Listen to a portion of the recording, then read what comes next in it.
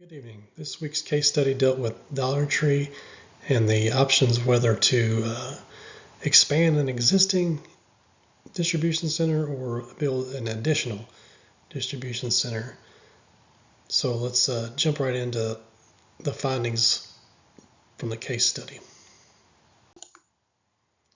So there was 3 questions posed this week. This is the first question, was dealing with the cost structure of the Dollar Tree system as outlined in Exhibit 4. How these components behave as the number of distribution centers in the system change. Each of the options in the case study would have a differing effect on the cost structure. For option 1, there would be a decrease in inventory costs, but the opposite would be the case for option 2, which would be the additional facility. You'd have another full facility with the additional inventory, causing your inventory costs to increase. The addition of the other distribution center would increase responsiveness due to shorter distances between the distribution center and the stores, which would be a positive. Your transportation costs associated with the addition of the second distribution center in that region would have a negative effect on the transportation costs, because you'd be doubling up basically.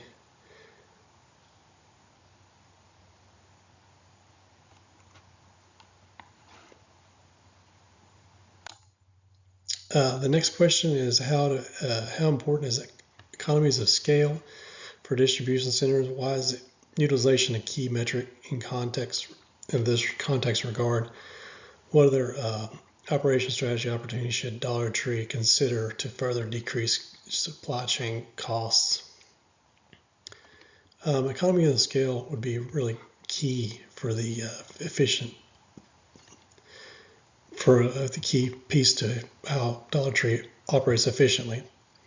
They buy in bulk and at the lowest prices and pass these savings on to the customer. This is one of their main. This is what Dollar Tree does.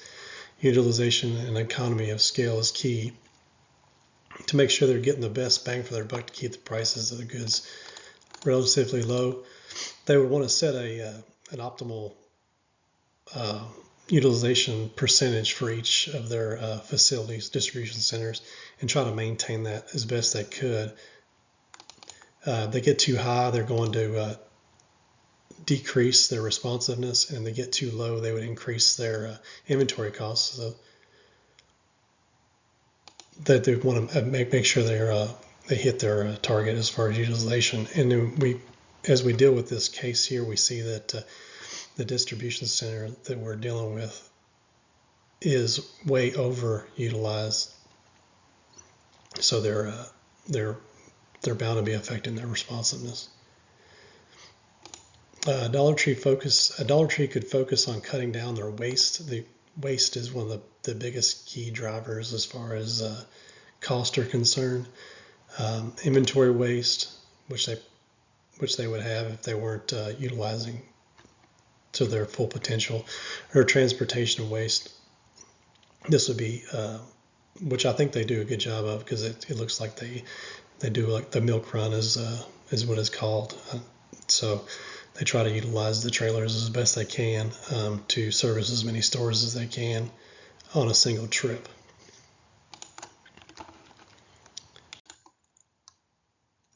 Which of the 2 options for the distribution capacity expansion do you recommend?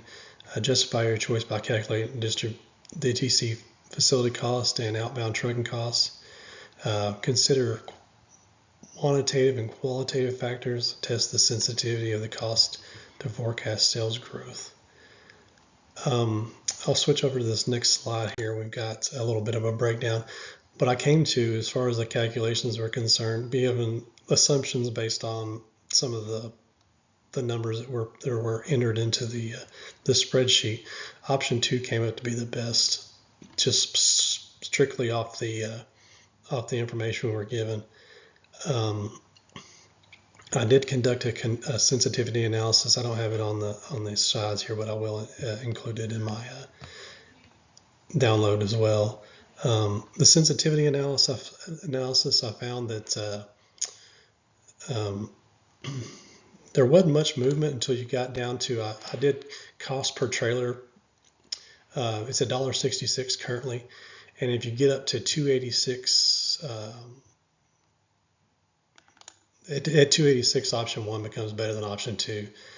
I also chose to do average deliveries, and the average deliveries would have to go all the way up to 94 per year before option 1 was better. So the savings was quite substantial, just given this little snippet of information here that we got, as far as just based off this 53% of what we were looking at was a $7,000 savings for option 2.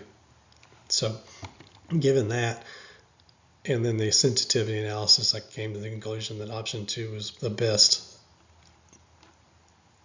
option that was out there for this case.